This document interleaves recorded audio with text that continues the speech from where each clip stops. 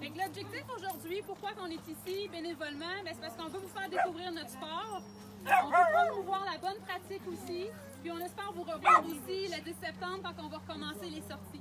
Puis si vous avez des questions après la théorie, l'atelier, on est disponible. Et au-delà de ça, on a différents modes de communication. Il y a Facebook, il y a la belle Catherine qui vous répond de façon professionnelle tout le temps. On a aussi la gang lors des sorties. Puis on recommence le 10 septembre. Nos sorties sont à Sherbrooke, à Magog, on se promène. Alors, on va commencer. En canicross, finalement, la sécurité, c'est toujours important. C'est la raison pour laquelle que je veux éviter des contacts avec les chiens.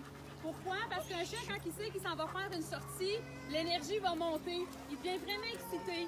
Fait qu'il y a des gens comme nous aussi, quand on est plus stressé ou anxieux d'un événement, on a peut-être la mèche plus courte. Moi, ça m'arrive en tout cas. Il m'arrive quelque chose, puis je viens comme...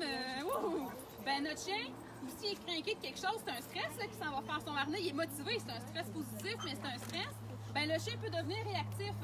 Et même s'il n'est jamais réactif d'habitude, il peut le devenir parce que là, il y a un chien proche, ça va le faire réagir. C'est toujours d'avoir son chien qui est près de soi. Des fois, on a aussi des longues laisses, on a des longs bungees. On veut raccourcir le tout pour la sécurité de notre chien et pour la sécurité aussi des gens qui ont des chiens qui ont la mèche plus courte.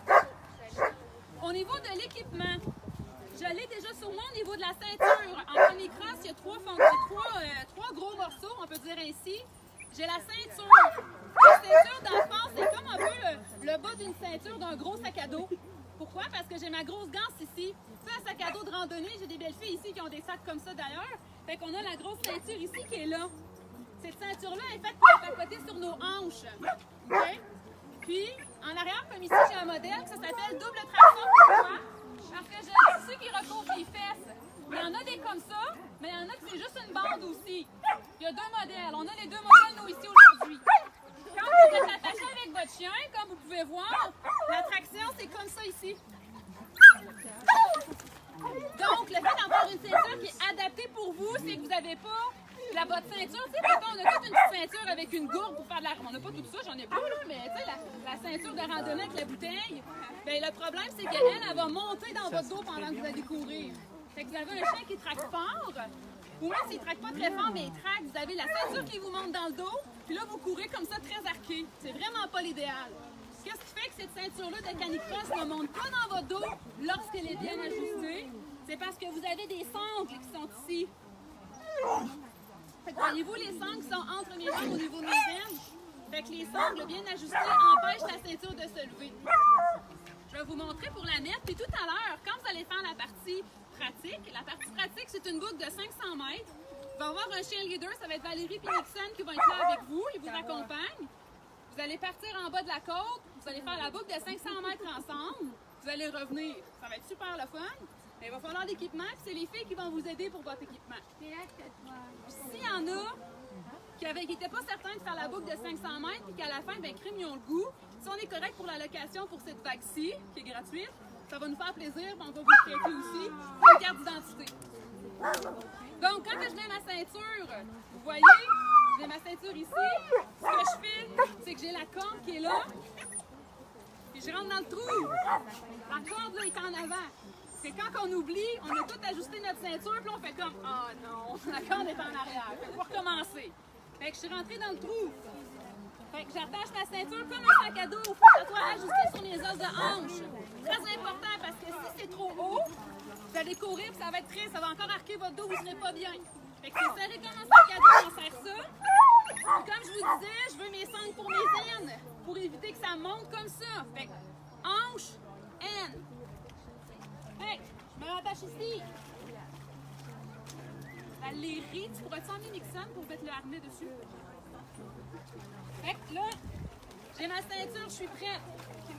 L'autre option, après ça que j'ai besoin, c'est mon bungee. Le bungee, c'est important parce que c'est mon cordon ombilical avec mon chien. Le chien, dans le fond, il est vraiment sensible avec le bungee. J'ai mon anneau qui est là. Fait que je peux avoir des mousquetons, comme ça ici d'un Axport. Je vais avoir aussi un autre type de mousqueton. Fait que vous êtes attachés comme ça ici. Voilà. Là, ce qu'on va faire, c'est qu'on va vous montrer pour mettre le harnais pour le chien. Tu veux le mettre? OK. Fait que dans le fond, lorsqu'on met le harnais avec le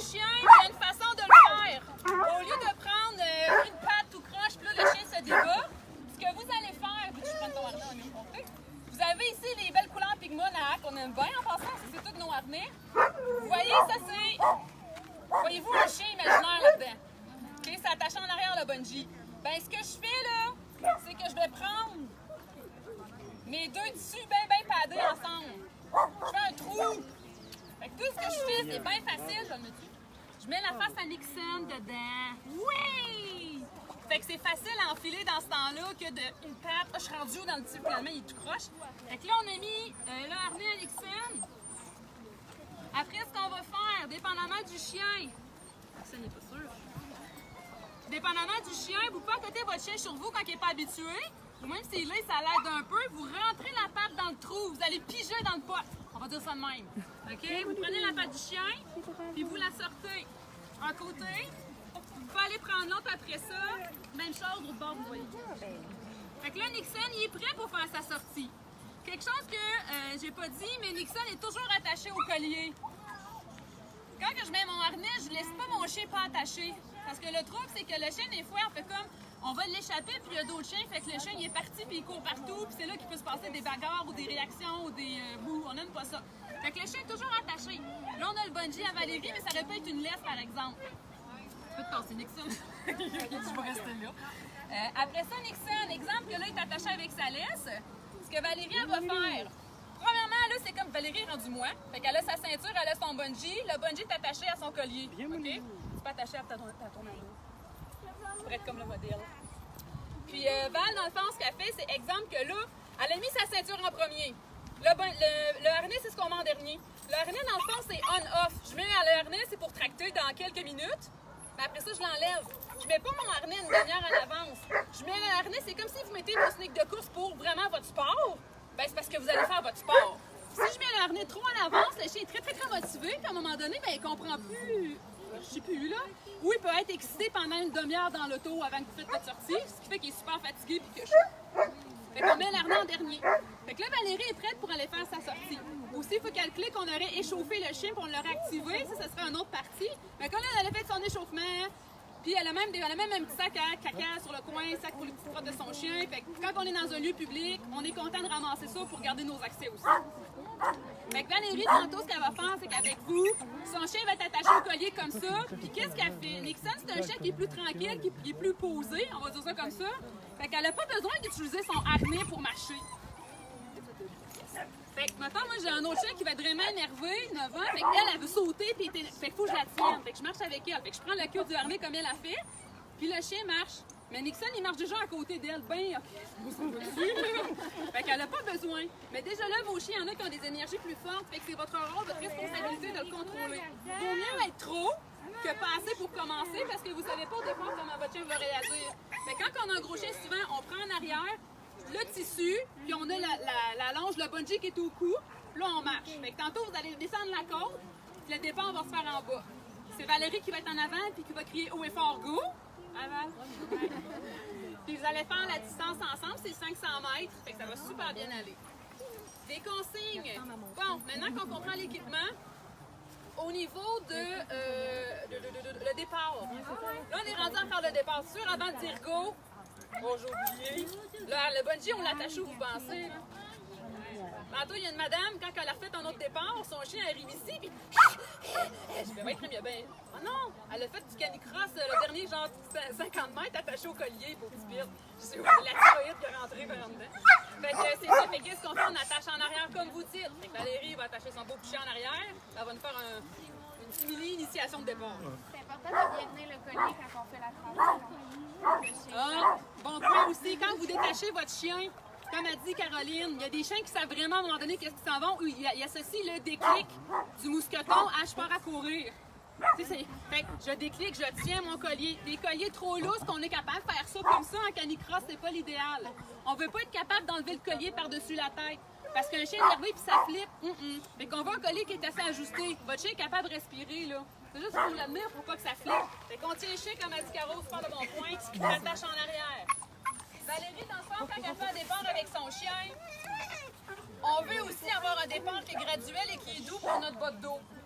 T'as des chiens qui sont hauts comme ça, c'est cute, comme Rafale. Rafale, c'est mignon quand elle part. Ça va bien, mais encore là, elle peut avoir un coup dans son dos si elle tient pas son bungee comme il faut, puis son chien, il craque son plus fort. Fait que quand vous allez faire le départ, ce que vous faites, imaginez que mon bungee est attaché sur l'arrière du harnais, ben, je vais tenir mon bungee dans mes mains aussi une partie. Mais quand je vais dire que moi, mon mot de départ, c'est OK, ben là, quand que je pars, le bungee glisse dans mes mains puis je pars avec elle. Si mon chien est comme ça, puis je dis OK, ben ça va faire OK dans mon dos aussi. OK. Fait que c'est important que mon chien, il est proche de moi. Il est pas comme ça. Il est près de moi. Quand je pars en canicross, quand je pars au départ, c'est juste que bon, je pense que tu vas venir.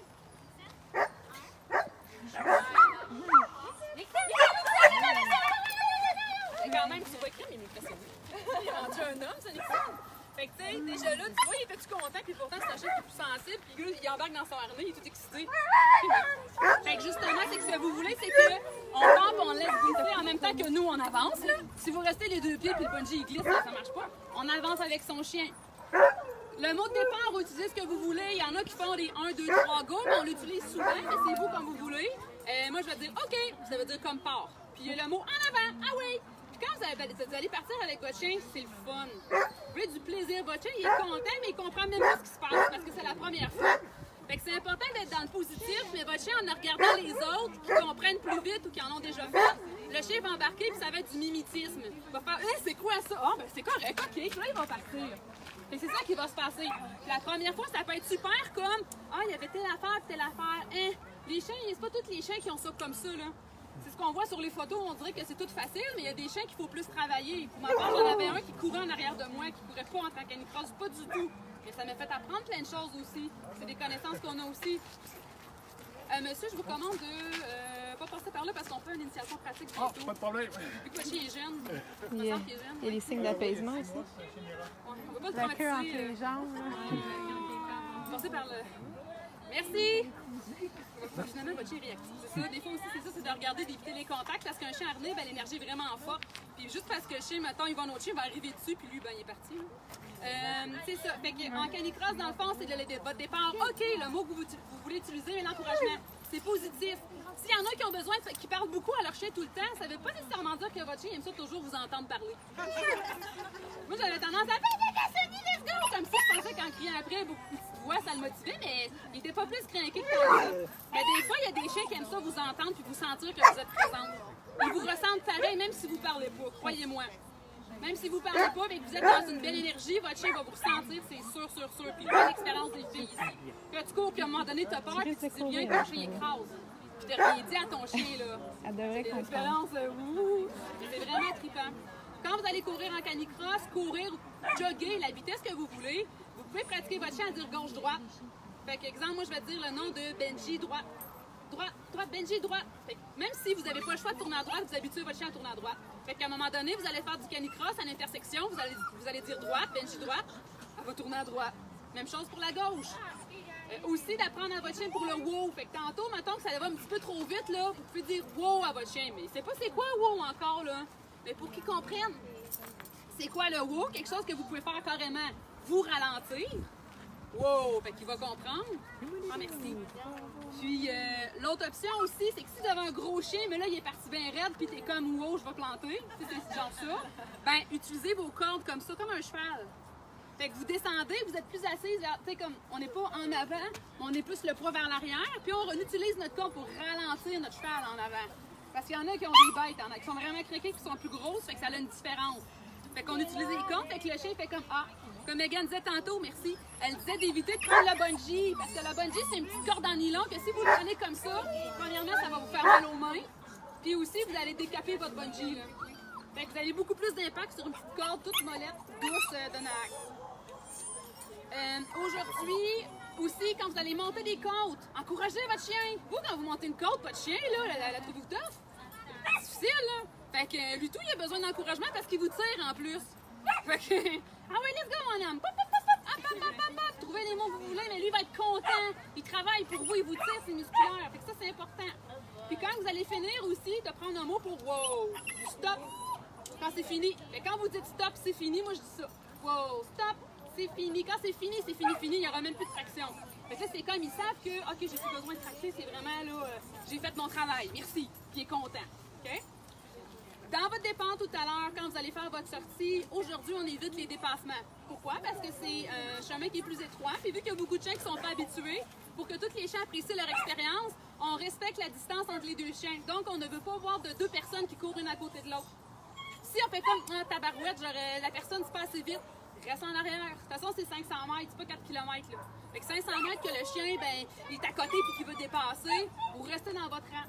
Fait que de prévoir aussi, selon la force du chien que vous avez, si vous connaissez un peu plus vos chiens, ben, placez-vous dans la file selon le chien que vous avez et que dans votre départ, c'est une à la suite de l'autre. Puis quand vous allez attendre dans le départ et que vous allez tous attacher votre mousqueton en arrière de votre harnais, ben gardez-vous à 2 mètres de distance. Parce que des fois, il y a des chiens qui sont plus joueurs, puis ils vont se tourner beaucoup pour aller voir l'autre chien, puis ils seront moins concentrés. Donc, puis votre chien il est près de vous, fait que tu te crains pour qu'il y en avant pour qu'il voit qu'il y a des chiens qui partent. Et si votre chien jamais il se met à tourner en rond avec vous, vous voulez faire votre course, puis finalement, ça a comme. Puis t'es comme ça, on dirait que t'es un goaler, t'es comme Kerry Price, je sais pas. T'es comme, ah oui, puis il y en a qui ça fait ça, puis il tourne, puis il va juste niaiser. Ben, au lieu de vous, pour avoir une belle expérience, puis que lui, il comprend pas qu'est-ce qu'il fait avec son harnais, vous prenez votre chien sans aucune émotion négative, vous prenez le harnais, vous vous tensez, puis vous le tenez proche de vous pour qu'il n'y ait aucun contact avec les chiens qui passent et qu'ils ne se mettent pas à sentir puis qu'ils puissent faire ce qu'ils voulaient faire peut-être. Je vais juste sentir les milliers de pipis qui ont passé. Il n'y a pas de gâterie, là, c'est pas... Non, tu niaises, c'est pas ça que je veux. Tu lui enlèves un privilège de qui tourne en rond finalement. Tu le tiens, tout le monde passe, là il voit les autres, là. Puis là, à un moment donné, l'ego embarque. Fait que, quand ils sont tous passés, vas-y mon homme, go! Là, tu l'encourages. Ah ouais mon homme, tu go, pouf! En avant, vas-y! Là, tu tapes des mains en courant. Puis... Fait que ça fait que ton chien, il n'a pas eu de privilège. Il s'est pas mis à sentir et à marquer son territoire sur le bord et où aller voir un ami. Fait que ça permet à votre chien de comprendre plus ce qu'il doit faire dans son travail. Est-ce qu'il y a des questions? Ça va?